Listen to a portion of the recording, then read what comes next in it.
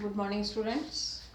आज हम पढ़ रहे हैं लेसन नंबर 4 में अग्नि बीमा। अग्नि बीमा का अर्थ और अग्नि बीमा में कौन से दो तत्व होने चाहिए थे वो हमने पढ़ लिए थे, प्रमुख बातें जो होनी चाहिए थी। आज हम पढ़ेंगे कि अग्नि बीमा प्रसंविदा में मुख्य तत्व कौन कौन से हैं। मुख्य तत्व का मतलब है कि अग्नि बीमा के ऊपर कौन कौन से सिद्धांत लागू होते हैं। तो सबसे पहले है हमारा अग्नि बीमा में बीमाकृत का बीमे की विषय वस्तु में बीमा योग्य हित होना चाहिए। बीमाकृत का मतलब है जो बीमा करवा रहा है, ठीक है।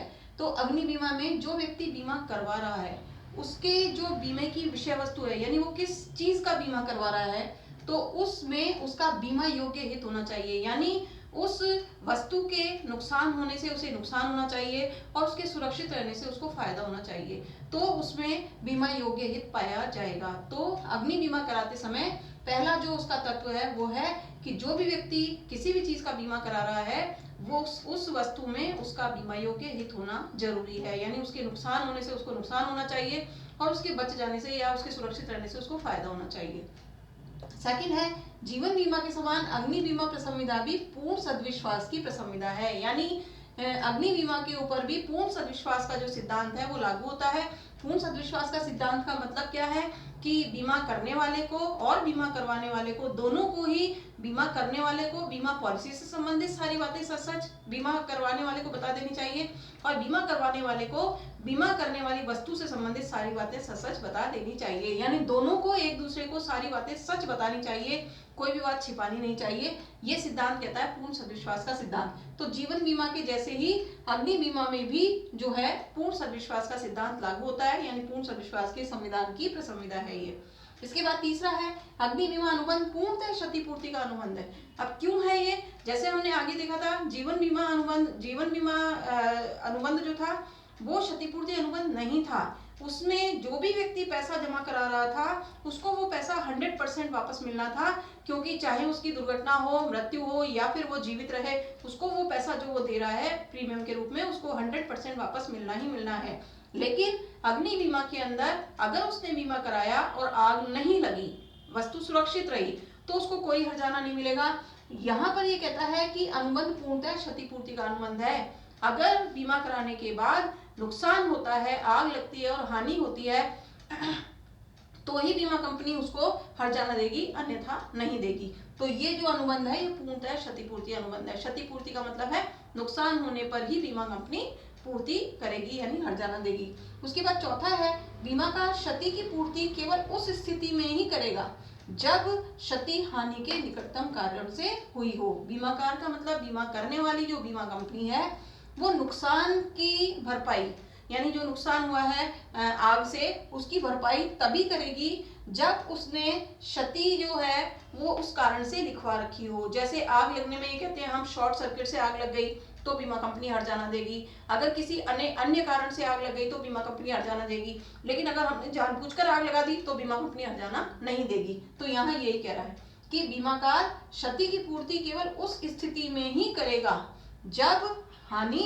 निकटतम कारण से हुई हो। यानी जिस कारण से हमने बीमा करवा रखा है, अगर उस कारण से आग लगी है और नुकसान हुआ है तभी बीमा कंपनी हमको हर्जाना देगी, अन्यथा नहीं। ये हमारा अग्नि बीमा खत्म हो गया है। अब हम देखें समुद्री बीमा, क्योंकि मैंने आपको स्टार्टिंग में ही बताया था कि जो बिजनेस से संबंधित बीमे हैं वो हमारा एक तो लाइफ इंश्योरेंस है, अपने जीवन बीमा है, क्योंकि बिजनेस में ज्यादातर लोग जो है अपना जीवन बीमा कराते हैं। दूसरा अपना, क्योंकि बड़े बड़े गोदामों में माल भरा रहता है, इसलिए अग्नि बीमा जो होता है वो व्यवसाय से संबंधित मेन होता है। इसके बाद तीसरा जो बीमा होता है वो समुद्री बीमा होता है। समुद्री बीमा क्यों होता है? क्योंकि जो भी व्यवसायी आयात या निर्यात करते हैं वो पानी के जहाज के माध्यम से एक देश से दूसरे देश में आया जाया करता है, और पानी के जहाज में जो है वो जो नुकसान होने की संभावनाएं हैं वो भरी पड़ी हैं। समुद्र में कोई भी दुर्घटना हो सकती है और माल का नुकसान हो सकता है, इसलिए समुद्री बीमा भी जो है वो व्यवसाय से संबंधित है। अब हम देखें समुद्री बीमा का अर्थ कि समुद्री बीमा क्या है। तो समुद्री बीमा प्रसंविदा भी एक ऐसा अनुबंध है जिसके तहत बीमाकार यानी बीमा करने वाला समुद्री जोखिमों के विरुद्ध, समुद्र में जो भी घटनाएं हो सकती हैं उनके विरुद्ध तय रीति से, यानी जो उन्होंने बीमा किया है उस आधार पर तय राशि तक, जितनी राशि का बीमा किया है उस राशि तक बीमाकृत यानी बीमा करवाने वाले की क्षतिपूर्ति का वादा करता है। यानी समुद्री बीमा में भी जिस व्यक्ति के द्वारा बीमा करवाया जा रहा है अपनी वस्तुओं का, उनकी तरीके से, जिस तरीके से उनको बीमा करते हैं और बीमा में नुकसान होने पर पेमेंट करते हैं और जितनी राशि तक का बीमा करवाया जाता है उसको क्षतिपूर्ति करने का वादा करता है, यानी ये भी एक कॉन्ट्रैक्ट है।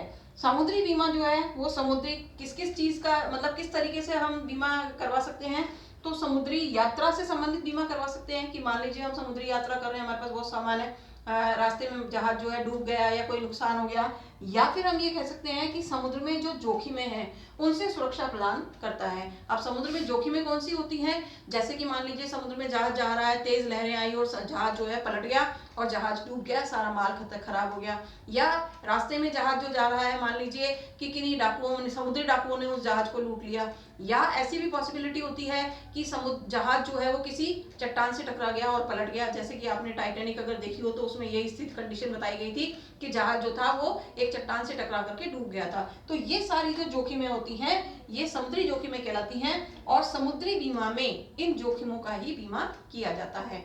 आगे हम देखेंगे कि इसमें क्या क्या बीमे होते हैं और किस तरीके से होते हैं, वो हम अगले लेक्चर में देखेंगे।